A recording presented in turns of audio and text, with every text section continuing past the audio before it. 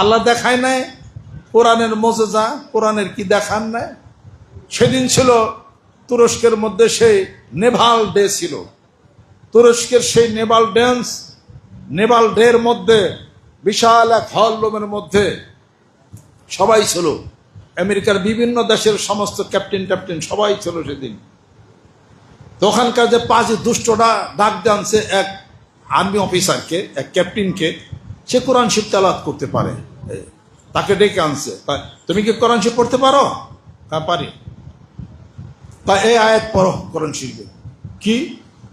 ইন্না নাহনু নাযালনা যিকরা ওয়া ইন্না লাহু লাহাফিজুন। আল্লাহ পাক বলছেন আমি কোরআন নাজিল করেছি, কোরআনের হেফাজত আমি করব। সুবহানাল্লাহ। কথা কি ঠিক? হ্যাঁ কথা ঠিক। তাকে বলতেছে কথা ঠিক। তাহলে তুমি দেখো এই কোরআন তোমার সামনে পৃষ্ঠা ছিঁড়া ফালাই দেব, দেখি আল্লাহ কোরআন হেফাজত করে কেমনি করে।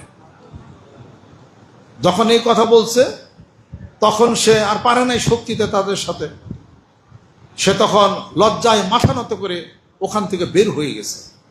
এরপর কি করা হয়েছে, যে কোরআনের পৃষ্ঠাগুলি ছিঁড়ে সব রুমের মধ্যে ফালাইছে, আর অর্ধ উলঙ্গিনী সমস্ত নারীরা ড্যান্স।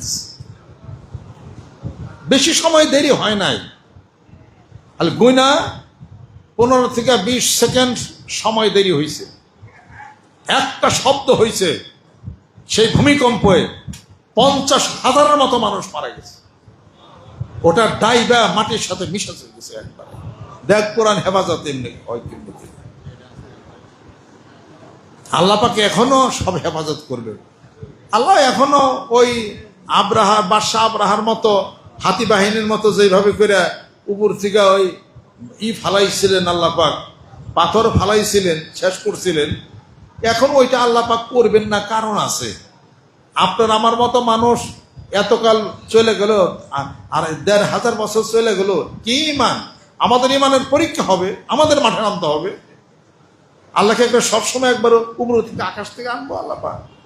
মুসলমানদের ইমানের দায়িত্ব কি, তাদের ইমানে কুওয়াত কি, জজবা কি, এটা পরীক্ষাও আল্লাহ পাক করবেন। তবে আল্লাহ পাক নিদর্শনও মাঝে মাঝে দেখান। সুবহানাল্লাহ।